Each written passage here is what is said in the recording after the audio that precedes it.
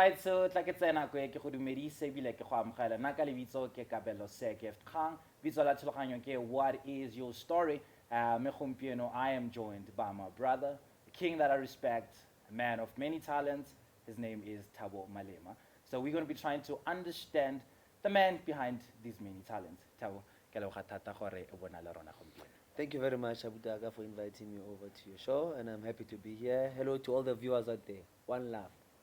Salute.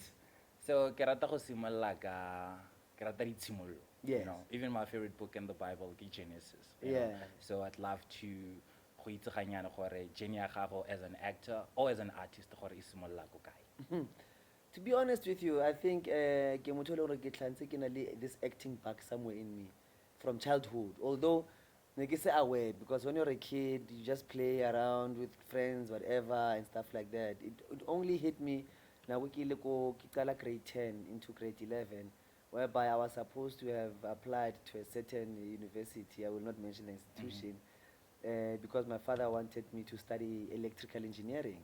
Usually, you know, we get to see a whole lot of people, batla maybe in and out there, batla go etsa di-show tsa bona, but we hardly see them ba le ko ditseleng interacting with people jaaka batho ba bona, you know. Somehow go nna le ntho e le kare go nna le hierarchy nyana, o simolola go bona la batho ko tlase, o bona dilo tse di ntseng jalo. But I have been watching you, ke didimetse fela, for like the past 2 weeks, you know, how you literally interact with literally everybody ko tseleng. So ke batla go itse gore selo seo kgotsa semelo seo that character e tswa ko kae. It's something that I would say comes from my parents. Ke tlhaga ke godisa ke batswadi ba ba leng very strict, especially my father. He's coming to the show tonight. My mom is late, but mama ka re ke motho o ne a rata go bolela gore ngwana ke ha bolefia a go lliwe. E tlhomphe gore o kgone go itse gore go tlhompha batho ba bang ke ntho e jwang, and what does it feel like. I always play rapela, I always pray to God, please keep me humble, keep me grounded, because I've seen from other people out there where, you know, today you go class and then you rise, and then when you're on top of the hill, you start looking down on other people. But when you face challenges, who are you going to run to? Who's going to be your safety net? Who's going to cushion you?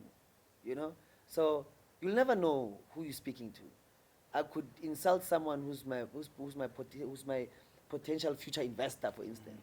So ga ke nyatse batho firstly, and I believe gore he go tlhompha wena o sa return respect, it's your loss and not mine.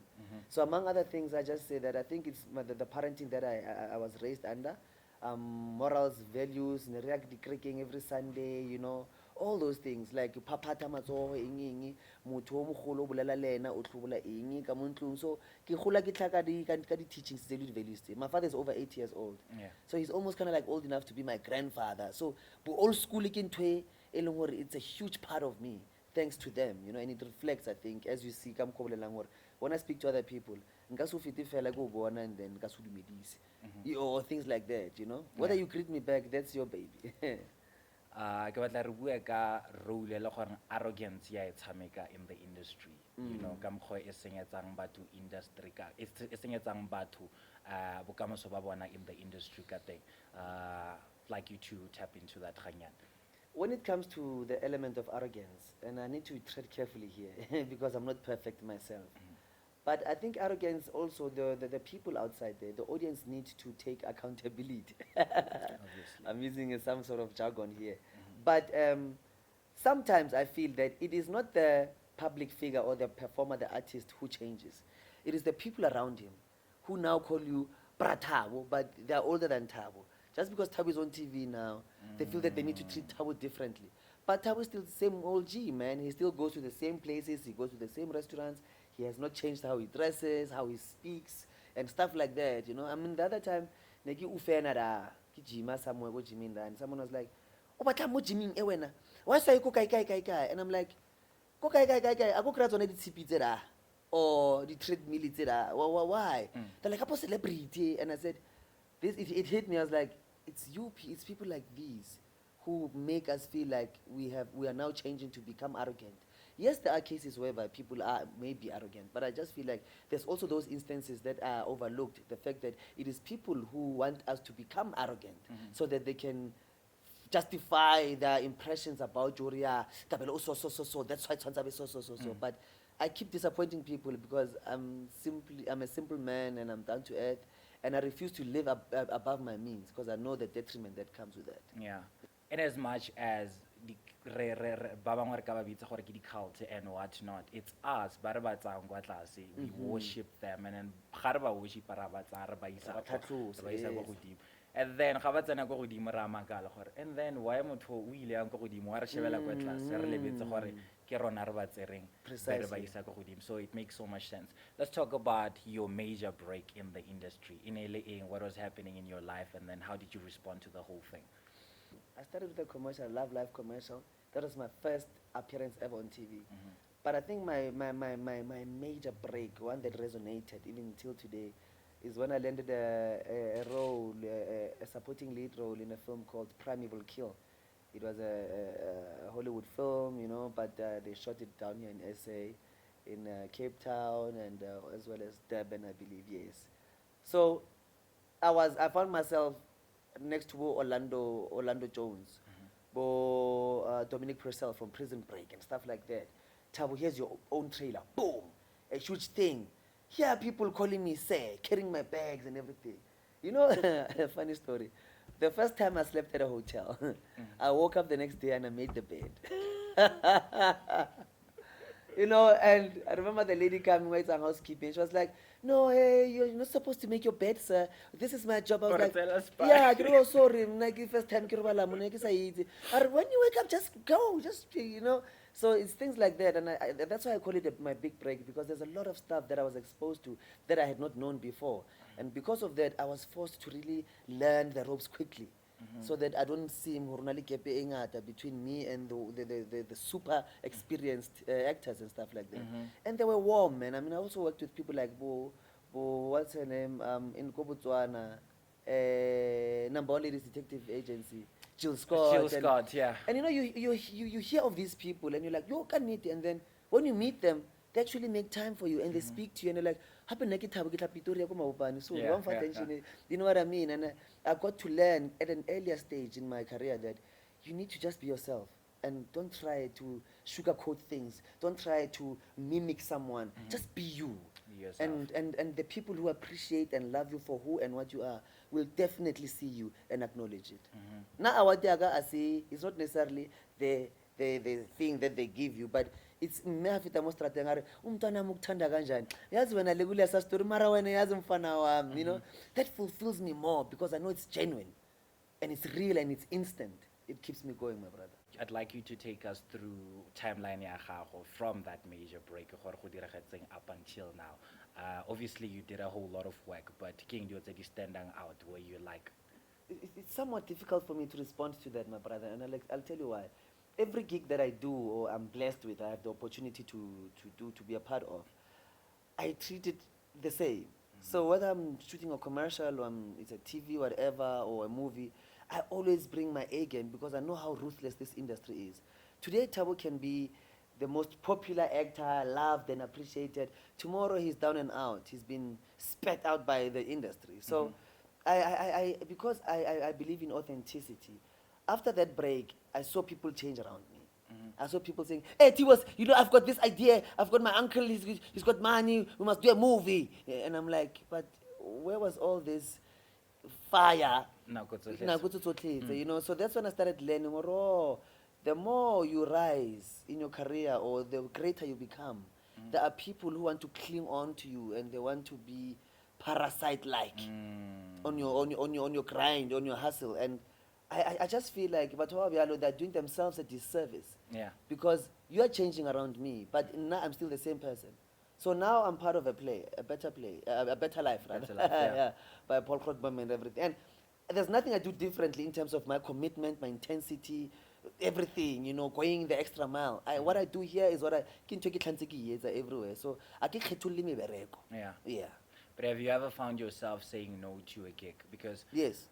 And the reason why I've done so is that some roles, we all have morals and ethics and values that we believe in or we are. So it was I'll just say there was a sense of sexuality there that I just could not bring myself to do, especially on a broadcast stage or platform. And I just felt like, you know what, rather than, instead of taking this gig and doing it an injustice, let me walk away and there be someone who will actually nail it the way it's supposed to. Yeah. So, yes, I don't have the luxury of turning down roles because this is not Hollywood. But it depends. If the script resonates with me and it touches me, then we can engage further. Yeah. But if I read your script and I feel like I'll be open and honest with you and I'll be like, you know what, I don't think this is for me. And then if you're interested to understand what the reasons are, then when I break them down for you, maybe we can reach an amicable conclusion or consensus. But I have turned down work, not a lot, obviously, but it was based on values and morals and ethics that I feel were violated as a result of that script and character. You're one of the actors, Oki Dumelang, where you literally throw yourself at everything, you know, because I don't understand how energy ekana le matla amakan. Because if you're that one person who gets on I can prime TV, like I can watch you guys at 7:30, kiri kiyo Thabo.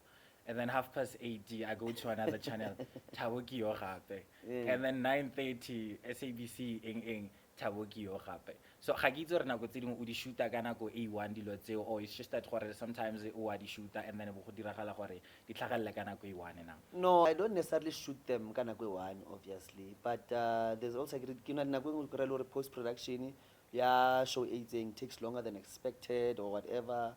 So, like for instance, there was a time, the first time ever in my career, I shot 3 commercials in 1 week, but they were released over 6 months, I think, type thing, you know, Yeah. or 4 months or so. So, and then but when you book them, maybe it was you book them over 2 weeks. When you shot over a week, but the release obviously is spread out. So it's not necessarily the fact that I saw you on TV, Mabani Thabo. It was a movie I did from 2013. Yeah. For example. Yeah, that brings me to my next point, which I will not indulge too much in, but royalties. It's an issue for actors or artists at large, you know, and things like that. People say, I saw you on TV, I saw you on TV, I saw you on TV. And I'm like, they're still playing that thing from 2015, lit today, and I'm not seeing a cent of it. It's an injustice. It's a disservice to actors and artists. And that's why you find that many of us die paupers. That's why you find many of us die from depression and stress, because we're not appreciated. When people were under lockdown and they were told to stay home, everybody was binging on something, TV or radio. Who were they watching? Who were they listening to? Artists. And we're still referred to as non-essential workers. Please, I'll leave it there. Ke itse gore you're saying gore as artists we have to educate ourselves, but sentle ke responsibility among who's doing the wrong to the actors, which you say is the government or is the industry Not itself? even the government. You're on a government, even I don't even want to touch too much on that, you know. I want to focus on the industry because there are people who are running this industry. There are people who are orchestrating things, you know. And I mean, policies that are in place are not to empower me and you. Let's be factual here. Yeah. And let's call a spade a spade.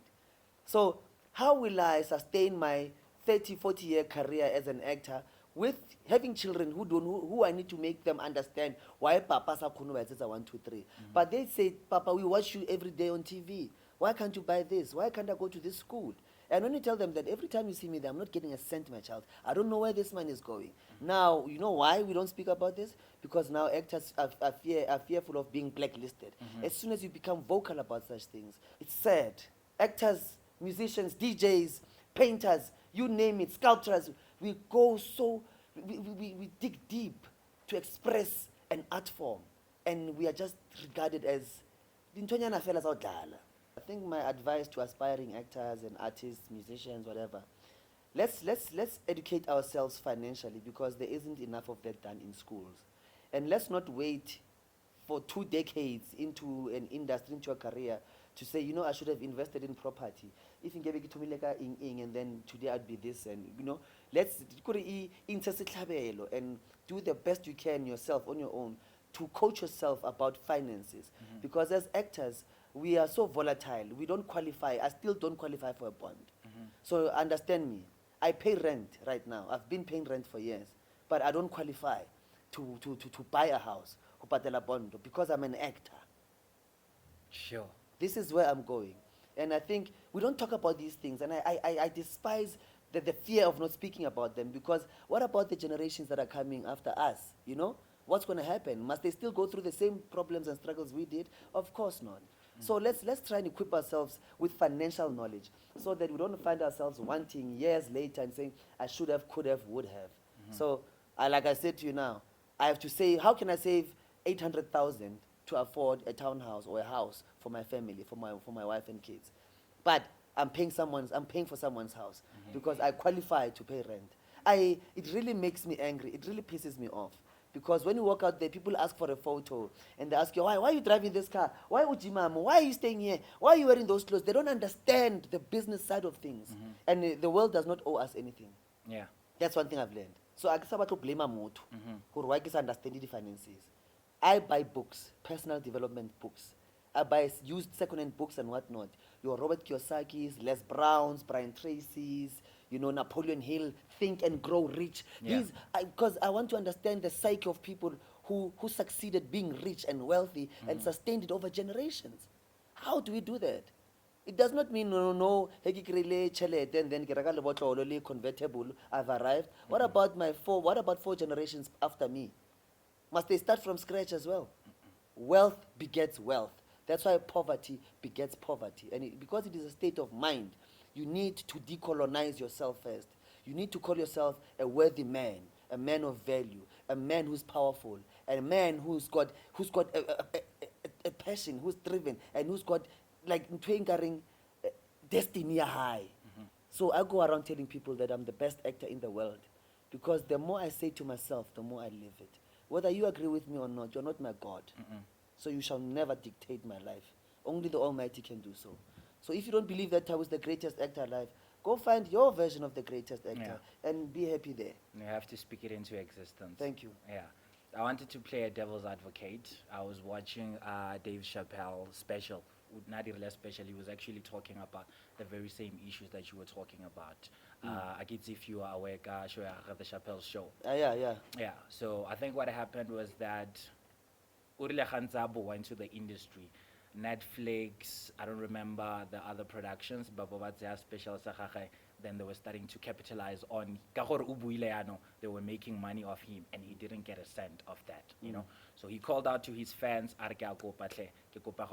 unsubscribe to those people, let's go level la dio tsa bona. So as I was watching that, no, ga se phoso ya di-productions tsele. David Chappelle ke ena o signile the contract, they buang gore you are only going to get tšhelete go tloga mo go fitlha mo, because of I feel like sometimes mala a rona, you are hungry at that time, you want food, ba go fa contract ba gore ba re this go ntse jang, and then how negotiate. So I don't know, what's your take on that? This is the point, my brother.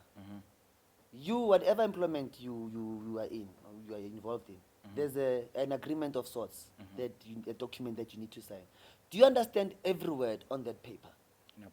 They intentionally use jargon that is alien to you and I. So they'll say, please sign this here. You know what I learned? After signing a couple of contracts, that can I go home with this contract and I'll come back with it tomorrow or next week? Then I'll go and consult someone who's in the legal space and then can advise me better. Because when they say facsimile il extra, where do you that's Latin? Where did you study Latin at school? Of course not. But they say sign here. So they're manipulating you. That contract has got loopholes that you, if you're not obviously. So I will never blame Dave Chappelle because that contract, it was already what? It's maladministration itself. It is. Why must I say we can only make money enough from here until there, and then from here you're still using the same formula, the same elements, but now I'm out. Now I'm no longer earning money. Why? Do your own Chappelle. I mean, he turned down that gig. Yeah, 50 million or whatever. 20 million. 20 million, whatever. And I was like, kudos to you, brother. Yeah. But now, because it's based on principle, people like us, Africans, blacks, we are hungry. So even if you offer me 1,000, I will take it. Because I can only rand, 1 rand. So must I die of hunger when you're offering me 1,000 rands? Come on. This is colonialization, man. we tiptoe around it because it's Thabo Malema, and I don't know what's going to happen after you post this also on YouTube, because it is truth, my brother. It is truth. So let's change. People, educate yourselves. Don't rely on a paper. Don't depend on what you're being told. Go and buy books. Go and read up on topics that you love and enjoy. I'm into farming now. I'm into piggery, and I'm not ashamed to say it, because I can see that this volatile industry will never give me the life that I want. I wake up doing what I love every day, but I'm not remunerated the way I should. So I need to do something that is an alternative. Otherwise, I'm going to quit acting, and then I'm going to be a miserable man, and I'll be complaining all my life until I die.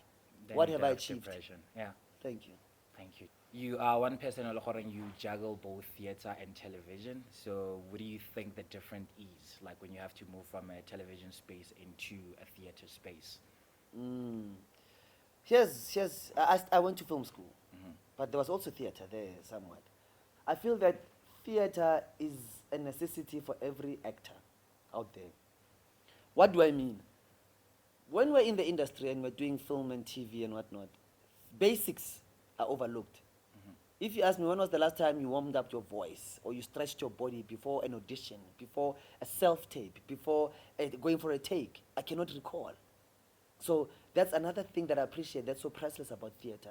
It has reminded me to always go back to the basics. And such actors that you know of, maybe the likes of Wosilo Makika Ngobos, to name but a few, who were on TV and stage, you can tell the strength they have, the presence they command, even on screen, the voice. You can tell, there's something that these people are doing that other actors are not. You know what I'm saying? So I appreciate theater a lot, that it works my acting muscles and it gets me out of a comfort zone. And film and television, they say less is more. But if you stay on film and television only, there's something that happens to you, that acting muscle of yours. It kind of like, I feel, goes to sleep. When we get to stage and there's an audience and they're clapping or they're booing you there on the spot, it's instant, it's overwhelming, it's priceless. Yes, the money is still a bit unsatisfactory somewhat on the theater side. But what it gives and it equips you with in terms of your craft is so priceless. I would never trade it for anything. Hey! Kaka said you mustn't come back late again. No? Both of you. Tell her we'll be back now. Tara! Let's talk about the Chicken Licken ad, the collaboration, because it was so beautiful. And I'm a huge fan. Yeah, Chicken Licken ad. When I saw the ad, my dad, like my dad, my mom, they love you so much. Thank you. My dad called me cowboy. And then plus he loves Michael Nyati. Michael Knight. He's from that generation. So every time when that ad comes, my dad is so excited. So I just want to know the collaboration and that, how did you get into that? I think, over the years, one builds a name for themselves. But I auditioned, like everybody else. I still go to auditions. Some people assume that Thabo gets special treatment or whatever. But when you're talented, you're talented. When you're driven and passionate and you love what you do. I act even when I'm brushing my teeth. At home, even today when I was working on my daughter was like, Daddy, are you going to work? Yeah. But when you come back, you're still going to do work here, right? Because that's who I am, I was so fortunate because I also grew up on the Michael Knight. It's epic, and commercials for me, people are like, yo, when I look at the advertising, it has trained me over the years to master comedic timing within a very compressed space of time. So something that needs to be communicated in 10 seconds. Doing commercials over the years has taught me that I can compress 10 seconds into 3. So I think that's also what works best for me and what favors me, or it's kind of like an advantage for me. When I walked in there, they were like Michael Knight, and I saw the reference. I was like, this guy looks like me, type thing. And from there, I was like, and then I tried to go back. I called my other uncles, like, yo, kila advertising, audition ya kitty, or Michael Knight, hey, or type thing. So they're reminiscing also of that. But I go into the audition room, having prayed to the powers that be, and I just say, use me and take me wherever I need to go. So I don't have a magic wand or whatever. I do basics, my brother, and I go through the script, the brief, everything, and I rehearse until I feel like I need to give what is required of me. Yeah. Kaditapo, on the other hand, it was a telenovela, longer format. You have to sustain that quite a lot. But I was working with great people. Bo Mac Clementine Musimane, Bo Bra Israel, to name but a few. Kucho Green was there as well. Khojane, Lorraine, you know, just to name but a few. You know, the directors were also amazing. It was a beautiful story, and I really enjoyed myself. And I would do it again. Yeah. I would. I definitely would. That was my favorite. Really. Yeah. What was your favorite body of work before Rebuaka Better Life? I think for me so far Kalushi. Mm-hmm. Yeah, the story of Solomon Mahlangu, where I played Mondi Mutlo, Solomon's best friend. That movie directed by Bramandla Dube, starring with Thabo Malema, Pel Tusi, Weli Lenzuza, Jafta, Mama Bulu, just to name a few. Because it was very historical and I enjoyed that a lot. Yeah. A lot, yeah. Okay. Yeah. Rubala like Better Lives, and I'd like you to tell me with Didintle, and then Yes. also Abuti. Is Saint. Yeah, Abuti Saint. People don't know this, but yeah, it's my debut play, Yeah. mind you. And it being my debut play, when you look at the names, Bobra Pauli, you know, Paul Grootboom is a renowned playwright, among other things.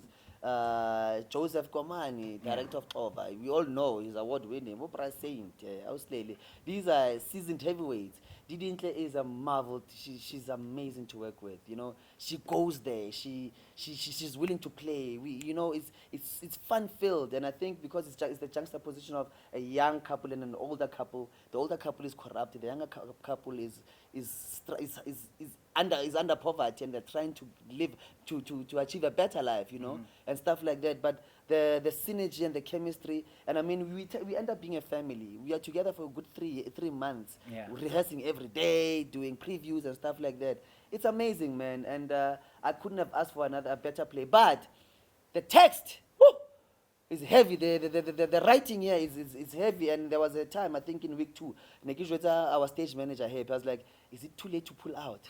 Because I'm used to like short scenes and bam, sorry, can I do it again? Here it's instant. You forget a line, you need to improvise and keep the show going, you know?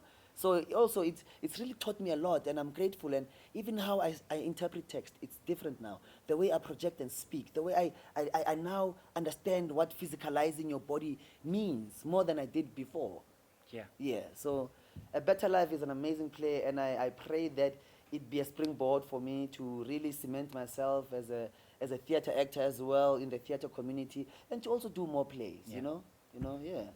Yeah, man. I think you did that already. It was beautiful to watch, beautifully written, beautiful acted. Everybody just on stage was so amazing. No, thank you so much. Thabo, thank you so much. Last 2 questions. Who's your favorite actor in South Africa and then also international? In South Africa, ke ausi Mushidi Mutshega. Overseas is Denzel Washington. I love that. Do you want to leave a message?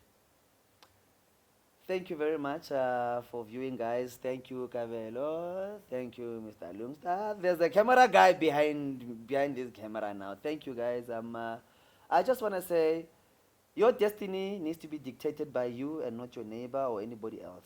Believe in thyself. Carpe diem. Seize the day. Thank you.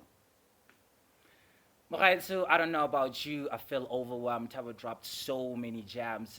One of the things that he said is that educate yourself. Pick up books, read, and power to the King, Thabo. Thank you to Lone Star. Thank you to our subscribers. Signing out. Peace.